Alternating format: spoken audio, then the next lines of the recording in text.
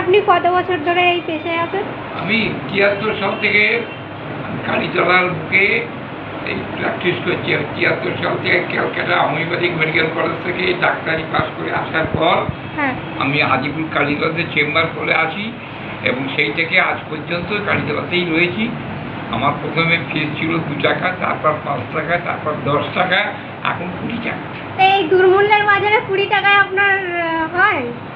প্রশ্ন হচ্ছে যে সে কথা বলতে গেলে মানে আমি চাই মানুষের একটা সেবা করতে কম পয়সায়। গ্রামের মানুষ, আমি গ্রামেই আমার বাড়ি, গ্রামের মানুষের অর্থনৈতিক পরিকাঠামো খুব ভালো নয়, সেই জন্য আমি গ্রামের মানুষের চিন্তা করে স্বল্প পয়সায় যদি পরিষেবা দেওয়া যায়, মানুষের সেবা করা যায়, এটাই আমার মুখ্য উদ্দেশ্য।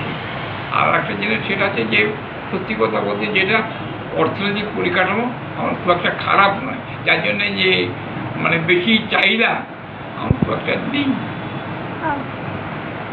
আপনার এখানে কটার থেকে খোলা হয়? আমি চেম্বার সকাল 8:30 থেকে খুলি, 11:30 অবধি।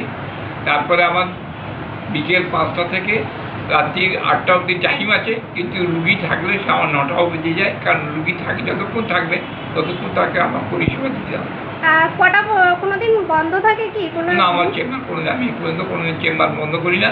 যদি একমাত্র আমি আমার মেয়ের বাড়ি বা আত্মীয়ের বাড়ি যাই কোনো অনুষ্ঠান উপলক্ষে, তখন বন্ধ করি। আর এটা হাড়ুয়া টু বেড়াচাপা রোডে কালীতলা, হাজিপুর কালীতলাতে আমার চেম্বার আগে ছিল একদম কালী মন্দিরের উল্টো দিকে। হ্যাঁ, তখন 1973 সাল। হ্যাঁ, আজকের হচ্ছে 2026। এখন বর্তমানে আমি এইখানে জায়গা কিনে আমি আমার চেম্বার।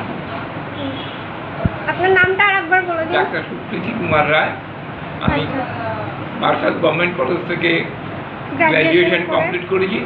তারপরে আমি ক্যালকাটা হোমিওপ্যাথিক মেডিকেল কলেজ মানিকতলায় ওখান থেকে পড়াশোনা করে 4 বছর ওখানে কোর্স, তারপরে ইন্টার্নশিপ ছিল।